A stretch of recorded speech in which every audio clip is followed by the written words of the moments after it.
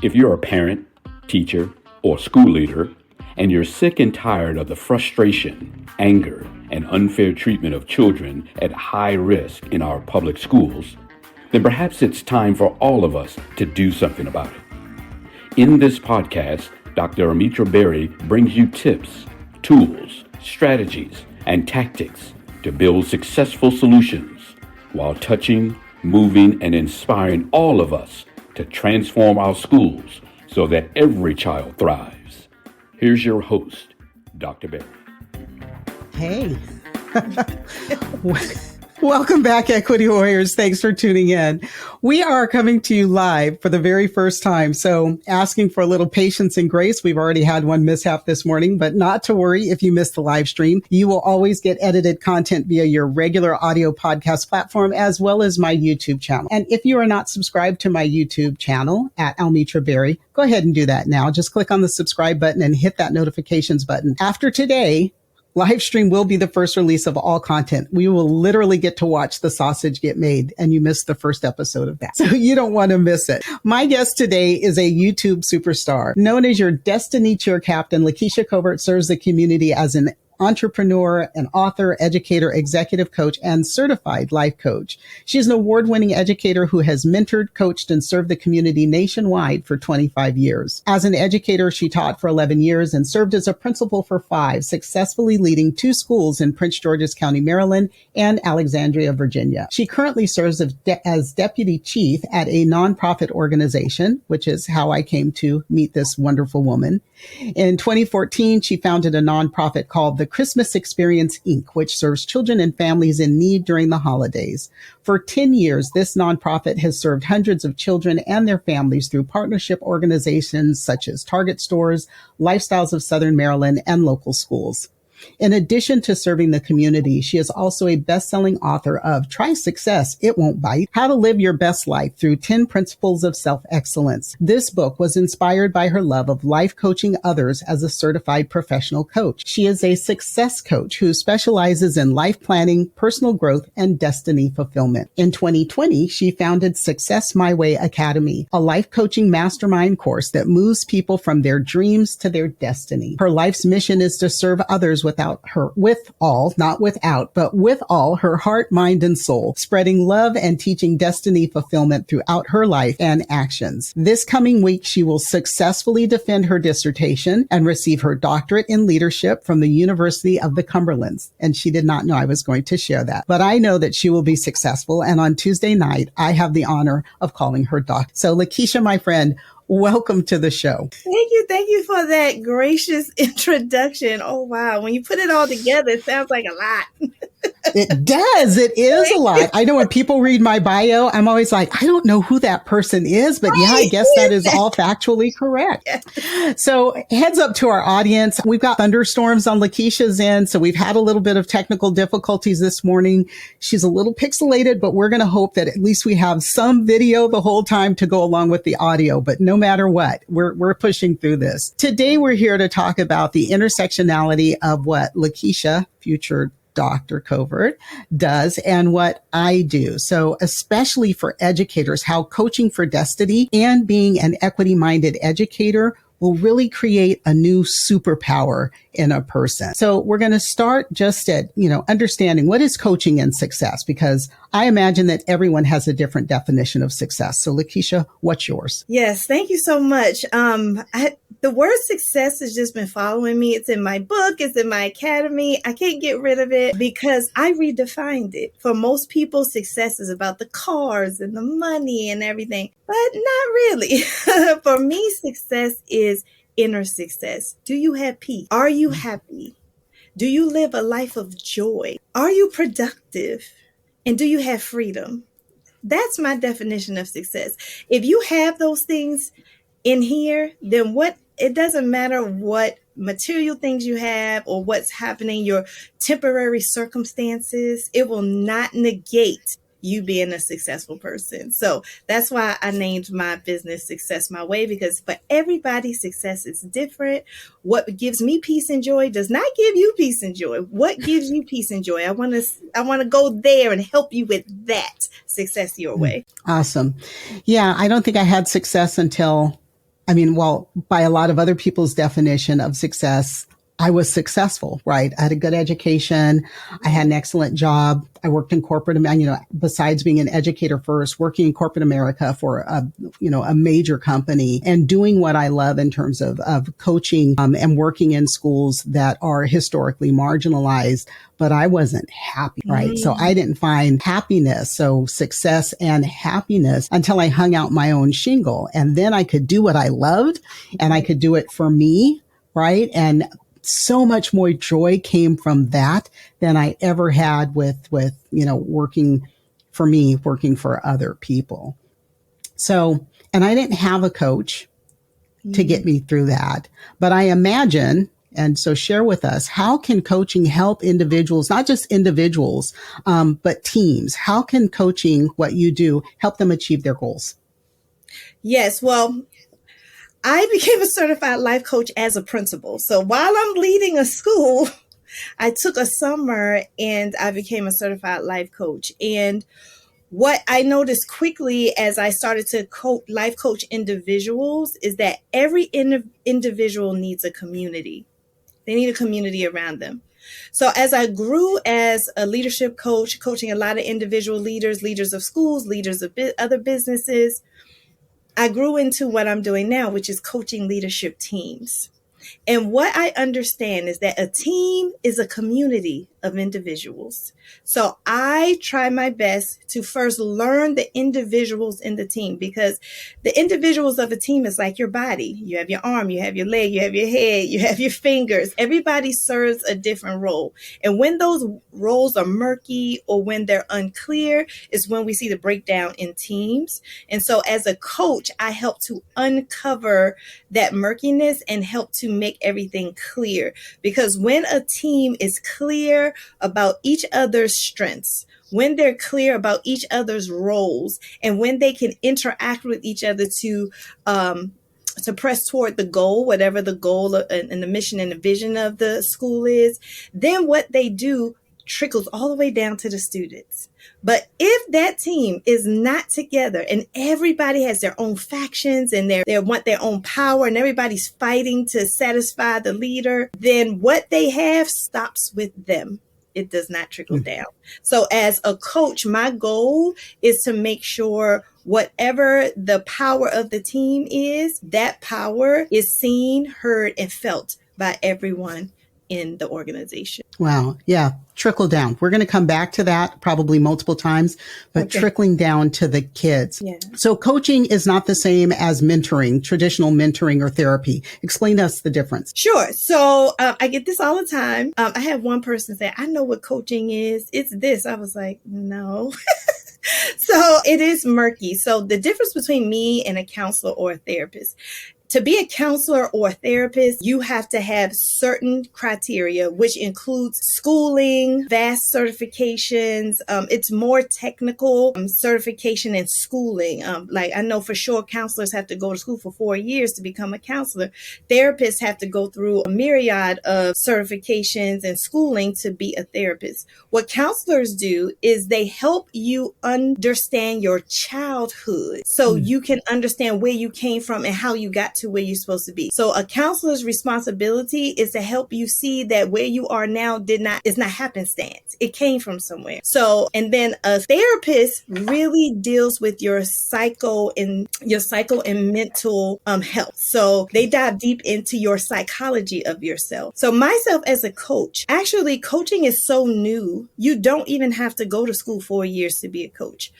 You don't even have to be certified to be a coach. For example, I remember when Steve Harvey first became a coach, he was like, I'm a coach. I haven't gotten, anybody can say they're a coach, but you get credibility when you're certified. And what a coach does is different than a therapist or a counselor. We take you from where you are to where you want to be. So our goal is to help you reach your goal. And that's why I call myself the Destiny Cheer Captain, because I'm going to cheer you on and hold you accountable to what you said you wanted to do.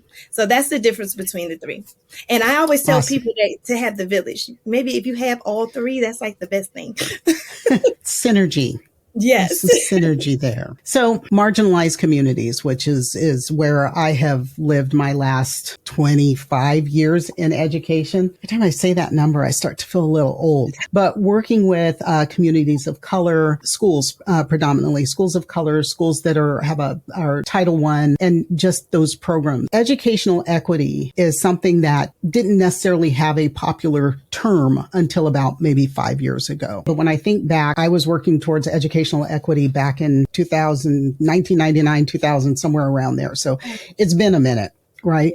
When I started my podcast and coming up with a name for it, which is the Educational Equity Emancipation, I thought about the words of Frederick Douglass. He said, teach a man to read and he will be forever free. And my mission has always been to teach a child to read, or teach every child to read, and they will be forever free. And it's something that I'm very passionate about, so that educational equity, what we need in order to teach every single child to read, write, think, and calculate on time, on level, is what we're missing in schools far too often. If we have that, then that child is emancipated and they can go on to do whatever they want to do. But we have this system of education where racism and low financial wealth, poverty, and access to resources, all of those things, along with some other things, affect educational equity. So coaching can be used as a tool for empowerment. If you're coaching the leaders for success, there's that trickle down, right? Talk to us about that. How do we empower them to create equity for all children? Yes, I'm glad you're bringing this up, because I grew up in a marginalized community, and I remember my teachers. I remember my principals. And I remember the difference between the ones that showed they cared and the ones who did not give a, you know what? A rat spit. Exactly. I always tell people, students are very experienced. By the time they reach sixth grade, they're pros. They know a good and a bad teacher and a good and bad principal when they see one, because they've been in the game for about 6-7 years at that point. But you know what? I think some kindergartners even can tell you who's a good teacher and who's a bad teacher. Exactly. They can. Children are very intuitive. And so as an adult, you can't really hide too much from children. And so I think coaching adults to understand themselves better helps them to navigate through what their students need, and understanding that students are human. They're not coming just like you want them to do. Sit down, be quiet, just watch me talk. No. They need to be developed. They need to be grown. And a lot of educators, I'm just going to be real, they think it's not their job. They think it's the job of the parent.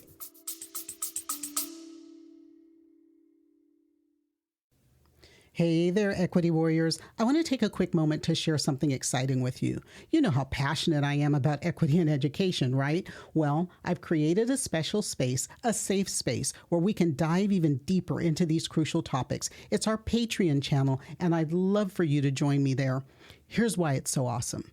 As a Patreon subscriber, you'll get access to exclusive content that I will not share anywhere else. I'm talking additional insights, workshops like you would get in regular professional learning sessions, resources that can really amplify your impact in education. But it's more than just extra content. By subscribing, you are directly supporting our mission. You're helping to create more valuable discussions and resources that you've come to love. You're part of the change we're making in educational systems. And let me tell you, our Patreon community, it is something special. It's a place where passionate educators and advocates can come together, share ideas, and drive real change. So if you're ready to take your commitment to educational equity to the next level, I'd be thrilled to have you join me. Just head over to patreon.com/3E podcast. That's patreon.com/3E podcast. Remember, your support means the world to me, and it helps me continue this important work. Together, we can create the educational system all our students deserve. Thanks for considering, and now let's get back to the episode.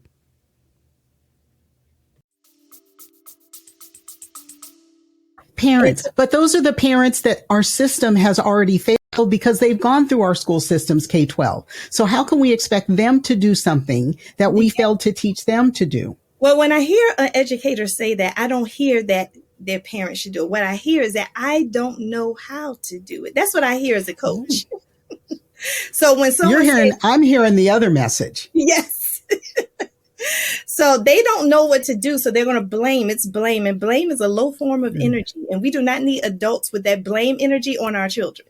Okay. No. So, I think coaching helps adults understand their biases, their judgments, and their own strengths towards the students that they serve, so that they can be able to unlock the relationship needed and the understanding and care needed to give to students, even if they don't look like you, even if they didn't grow up. They may look like you, but they did not grow up like you.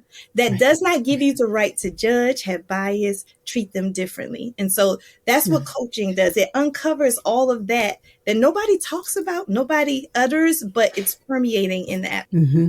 So you said without bias, and I define equity for people very simply. It's without bias against or favoritism for, right? So not showing favoritism for kids who look like you, not showing a bias against kids who don't look like you or think differently than you or whatever that is. No bias against, no favoritism for. We have to make sure that we're meeting the needs of every single child to make them the best possible self that they can be, right? To be truly emancipated. So if you and I are doing our jobs right, and I know that we are, but if people listen to us and do what we tell them to do, we have the power, that's that creating that superpower in the people who are still doing the work in the school systems, right? On a day-to-day basis. But they will then have that superpower to truly impact every single child that they serve or come into contact with. Yeah, it's how you see yourself. I deal with a lot of leaders who don't understand their own power. It's how you see yourself. If you see yourself as the light walking into the room, you conduct yourself as such. If you see yourself as just a cog in the wheel, you conduct yourself as such. If you see yourself as a puppet, you conduct yourself as such. As a leader. So you have to understand your own power and then be a good steward of that power, because you can't abuse it. That then you have to be a good steward of it to be able to affect change and be a change agent in your school and in your community. That's an awesome way to put it. I like it. Because I'm like visualizing, there are some leaders, they walk in the room and the kids just go crazy. They gravitate towards these people, right? Because they know, even the kindergartners, right? Yeah. The kids know. They know. If we create those superpower people, the way it impacts our children and our educators as well, because as a former classroom teacher, I can say I never wanted to work for the principal who conducted himself or herself like a cog in the wheel. Right? They were just there to carry out, whatever mandate or whatever was going on. They didn't really care. They didn't care about the kids. And that was my problem in education. Not a bad problem. I cared about the kids. My whole thing, you asked, how do you define yourself? I am a fierce advocate for equity for every single child, and particularly those that are marginalized. And that grew in me as a parent and a PTA mom. When people who are charged with caring and educating our children don't conduct themselves that way, I'm like a mama grizzly, right? Yes. That's what we're supposed to do. So that's me, the fierce advocate for children. Yeah. Okay. So you've helped me define myself a little bit better. People are like that when they just have discontent, they're angry. It's because they're traumatized. You're talking about trauma-informed leadership. We have leaders that are traumatized that are leading whole communities. And that's like the worst thing. And that's not good. Traumatized leader leading a community is the worst thing. So how do we turn that trauma into healing? That's my role as a leadership coach. I need to heal the leaders so they can heal the community. It's a trickle down. So trauma, good segue to talking about the obstacles that we have to overcome, particularly as people of color. There are systemic barriers. There are inequalities that stretch back to pre-K for us. Those things have impacted our education and probably inform how we coach and how we go about coaching. So that means that for all people of color, and I know you said that your clients are predominantly women of color, Black women, I believe, that we know what those barriers are because, well, I've been at this a whole lot longer than you have. I said, you're still a spring chicken. You look like a spring my baby is 31 and yours is 7. So there's that difference there. But how do you help them? Thank you. I'll take it. Those systemic barriers, even in your journey to get to your doctorate, what do you say to people that you're coaching about addressing those and getting beyond them, overcoming them, blowing them out of the way? What do you say? My favorite quote, and I don't know who, but I used to have it on Somebody will Google it and tell us. Yes. Okay, good. I used to have it on my door as a principal. It's called, "It's the struggle that makes you great." But as I look back at that quote, I'm like, wait, is it really the struggle that makes me great? Or is it community that makes me great? Like, I used to like that quote because I was often alone in my educational journey. I was the first one to go to college. I was the first, I got my master's alone. I went through most of my doctorate degree alone. And I'm realizing, no, I'm questioning the struggle piece. Is it the struggle that makes me great, or is it more complex than that? And so I think collaboration is the way to go. It made me feel, sometimes when I read research that makes me feel good, I'm like, it's right. Because I feel good about this technical research. And I read about a researcher who they followed Asian and Black kids in a gifted and talented program. And he noticed that the Black children were not doing as well as the Asian children. He said, how can this be? They're all intelligent. They're all in gifted and talented. I need to shadow them. He shadowed them. And guess what he found? He found that the Asian students came together as a community to study for the test. But the Black students studied all by themselves. The biggest obstacle is not that the struggle is making you great. Loneliness will bring you trauma. That you can do it. We can do it lonely. We're strong people. But is that the right way? Is that the right struggle? I'd rather struggle with my friends, to be honest, even as an adult. I'd rather struggle to this doctorate with someone else. It makes it gives me joy, but it also makes me determined and disciplined. And it makes me like keep going through all of the struggle. So I don't know if it's the struggle that makes you great or who you're going through the struggle with that makes you great. Maybe we should change it to that. But I really believe that especially for Black people and people of color, we need to approach education in a collaborative way. Stop studying by yourself. Stop thinking you can do it all by yourself. It's not required. Doing it by yourself is not required. You have to get with others and have to lean on others and ask for help. And for us, sometimes that's difficult. Well, I think about what the norm in education, and I know I did a podcast on this not long ago, but I don't know what the episode number was, but it's about engagement and how teachers see children and their behaviors. I've had primarily white teachers say to me that their Black kids are not engaged in class. I've had teachers say that their Asian students, they don't think they're cheating, but it's that community, right? Because culturally for them, there is that strong community network. It's your responsibility to work within your community to help others. Black kids not listening, we talk. Culturally, we talk. We talk to understand. That's what we do. And so it's not that they are not paying attention. It's that they're making sense of content through engaging with one another. And so these cultural norms that we have very often can do some damage that we're not thinking about. I think about my own journey as you talked about that research study with mentally gifted children or gifted children. Back in the dark ages, it was called the Mentally Gifted Minors Program way back. Okay. And I was the only Black person in my school that was in that gifted program. So probably fifth grade, but definitely sixth grade through ninth grade. And in 7, 8, and 9 at junior high school, I was in that track. There were like 30 of us in that track. And we were literally in the same classroom for 5. I think the only periods we didn't have together might have been like PE, but most of us were in PE together. But back then, girls and boys didn't do PE together. Those of us who had band and whether or not we took French or Spanish, that was pretty much it. The rest of the time we were together. So 5, 6 periods a day, 3 years in a row. There were only two other people of color in that track with me. And they were both Japanese men, boys. 7th grade, you're still a boy. You're not a man. But that was it.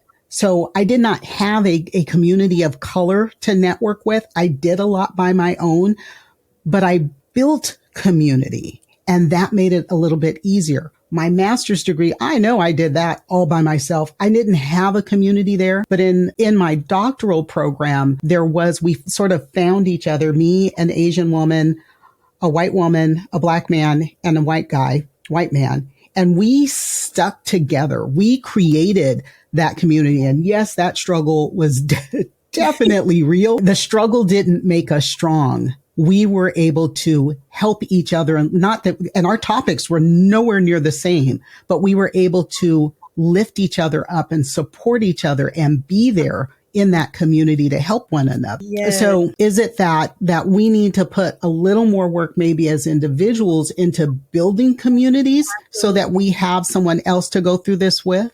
Absolutely. Communities change the world. I have seen communities stop racist acts.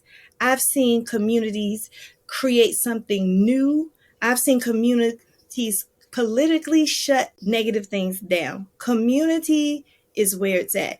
And for a long time, I was waiting for somebody to give me permission to build community. Instead of understanding, I don't have to wait for anyone. I can create a community, and you can start small. A lot of people are lonely in this world, especially after 2020.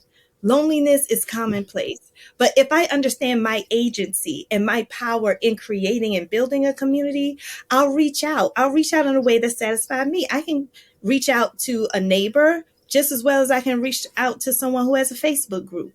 To your comfortability, how can you create and build a network of people around yourself, a village around yourself, of like-minded people who are maybe going through the same situation or have the same interest as you to help you navigate through. That is something that's really novel to a lot of students, especially African Americans. I want to stay on the racism track for just a second and I think about my work in DEI and in any first day training as we start to get immersed into, understanding what is diversity, what is equity, what is inclusion, and what is anti-racism, and why implicit bias and racism is so important to understand and unpack and see what exactly systemic inequity does to us as communities. That is not easy. It is hard work, especially for white people, because it's not something they've ever had to address. I always find it interesting. One thing I ask people to do is identify themselves racially as part of an early activity. Black folks, Latino folk, Hispanic, my various Asian communities, nobody ever has a problem saying, I'm Black, I'm African American, I'm Chinese, I'm Japanese, I'm Filipino, Filipina, I am all these things. The group that has difficulty identifying themselves is white people. And I think that's because we have had to work through so much oppression and harm and damage that we know who we are, right? And we understand where we are in this system. But the real growth and challenge is for white people to understand who they are and what their role is in that system. So what I do is start to unpack that. What you would do on your side is to help people through it, I imagine. I know you said do you have any white clients you work with, or with teams? Are you getting some white people that you're working with? Yes, I actually do. And that's what I immediately start with that conversation about race, because I have to set the tone for coaching. And that's actually how I build relationships fast, and how I assess where a white person is with race and where they work and how they feel about their community. I start to ask a lot of questions. And what I find is that because of the privilege of not really it's a privilege in not accepting that I'm white. Even though whiteness was created historically, like maybe a century ago, but before that you were either Irish or you were Italian. Right. But then now it's just everybody just white. And I have, consciously accepted that I'm white, but it's to a certain amount of shame or denial that I won't say I'm white. And so that is where we have to start with that just little teeny acknowledgement that you are who you are and I am what I am. And there's there's no position that you have to take. You just have to take a stance about yourself. And so I find that same issue. And understanding the difference between what they're feeling is really an anguish, right? I would say guilt is when you did something. Anguish is when you feel bad about something that's been done, right? That something exists. So helping people work through that anguish, because we have to, in order to get to equity for our children in schools, back to that trickle down effect. So there's an intersection between what we do that's very complementary. We know that, all the research says that coaching, especially coaching in job settings. So for me with reading, it was side by side coaching in the classroom right next to you while you're teaching. For you, especially leadership coaching, are you coaching them in their place of work, in their leadership position, or is it all over? So historically, I have been coaching leaders for years. I've been a mentor, principal. I have been a leadership coach. Right now, I'm doing virtual and in person. It just depends on what the needs are and comfortability. But for me, it's no different. For me, coaching virtually and coaching side by side is no different, because through coaching, I have conversations. And whether I'm sitting right next to you or virtual, I have conversations with you to help uncover what your issues are that you're not saying. It's like the song beneath the words, because a lot of my leaders, they are really good at talking about tasks. I got to do this, and this is due, and then I got to create this document. And then I'll say, but how are you doing? And so just uncovering the internal anguish, I like that word, the internal anguish or the internal issues is my job. And sometimes it's very difficult in the work setting to get to that place. So I always strive to build the relationship really fast so I can really quickly get down to what is happening with that leader internally within themselves, so I can go there. Because most leaders are leaders because they're really good at the task. However, to change the system and most leaders don't see themselves as change agents. So, but in order to change the system, you have to do some internal work that's deep that most people are not willing to do. So as a coach, that is my challenge. It also means that I'm imagining that you talk to people about self-care. Yeah, that takes us to a happy place, right? I have what I call self-care Fridays. I try to take, because I travel a lot, and people always say, wow, that must be great. You get to travel, you fly all over, you stay in hotels, you get psyched. Yeah, I have to go to airport. It's not as glorious as people think. It's hard on your body to not be in your own space. I always feel there's something about when I say it was almost like, thank God for COVID. I actually got to sleep in my own bed. I was home. Yeah. More during that period of shutdown than I had been in 15, 16 years. And it was like, wow, this is what it's like to be at home. It was wonderful. But I know that when we're doing difficult work, and if you are a leader in a school system, you are doing difficult work. If you're a classroom teacher, you're doing difficult work. Yes. I think about, I have listeners that are school board members. You're doing difficult work. I live in Houston. I think about what's going on in Houston ISD right now and the difficult work that leadership there is being faced with a state takeover. You have to find that time for self-care.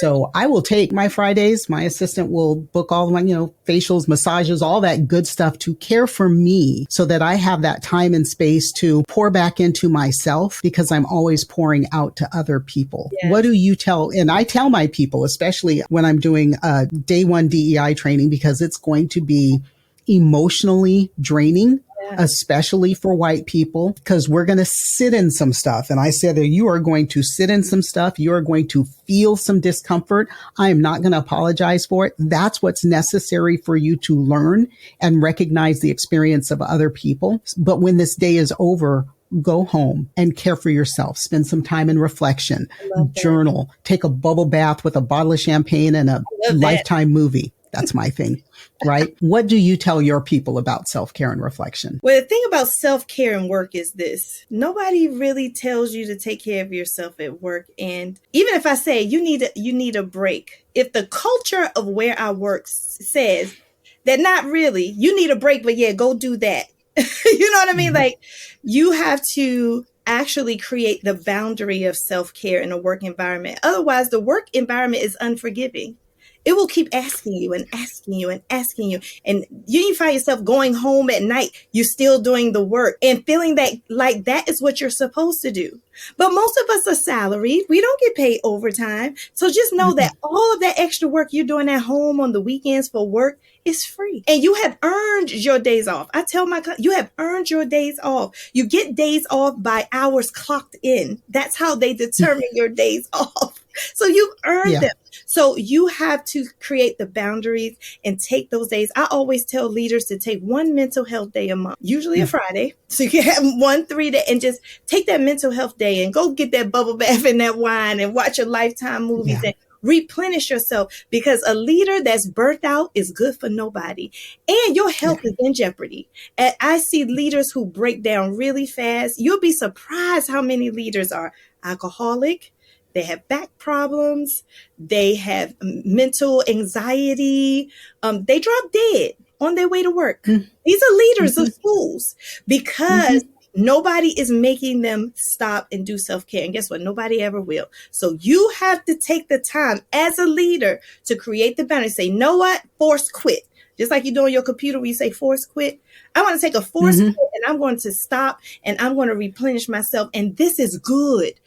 When I do this, I'm doing this for my community. I'm doing this for my students so I can get back in the game with that high energy again and not show up burnt down, depleted, yelling at everybody. That's not the way to go. And so self-care is one of my main things that I do talk to my clients about. Yeah. You mentioned mental health. Well, two things, mental health and timely death. The suicide rate for teachers is abnormally high. The rate of mental illness, mental health issues, not, like depression primarily in teachers is abnormally high. And when you said death, it made me think of two people right away. There was an amazing woman that I worked with in educational publishing. She was the sales rep. I loved working with her because I was a consultant. I went where they wanted me. Her territory was the Caribbean. So I loved it when she wanted me. I always say that was like the best duty ever. Oh, a week in the Cayman Islands? No problem, honey. I am there. Oh, a week in the Virgin Islands? No problem. I am there. It's self-care. That was great self-care because they were always on island time. So I'm in my corporate head. It's like, nope, training goes to 4:00. On island time, they were done at 2. So by 2:15, 2:30, I'm in the swimming pool. But the last time I worked with her, we had been together in the Virgin Islands for like 5 days working together. We went out at night, had dinner, just enjoyed, that a little bit of work-life balance or work-life integration, really. And we left there separately. We met again in Indianapolis at a meeting, an annual meeting for the company. And 2 days into that, they found her dead in her hotel room. I'm so sorry. She had not engaged in self-care. And it hurt to think not just that she was away from her family, she was at a work event, but beyond that and the couple of hours that they gave us to meet with a counselor, to pull ourselves together or whatever it was, that train kept right on rolling. They were back on schedule that evening. And so I remind people that while you feel you are so important to what is happening in that place, when you're gone, they're still going to keep going, right? That train is going to keep rolling. That school is going to continue to operate, but you will have deprived yourself and your family of your time. And so taking care of yourself is so critically important. Do what you have to do to care for you so that you can continue to care for other people. Yeah. Nobody on their deathbed says, I wish I spent more time. Nobody says that. So we have to make some hard decisions and make some changes so we can be there with our family and with our children's children and live long, productive lives. And you're not going to be able to do it if you're doing unsustainable things like just going and going and going without breaks. Right. And I do say the work in this political environment that we're in, those people who are involved in work about implicit bias in their schools, in anti-racism in their schools, any equity work in their schools, and advocating for the children in their schools community, it is hard work, and you have to care for yourself. So that's my side on the DEI. On your side on the coaching, I know you are advocating for that. We're going to make sure that we keep those two things rolling together.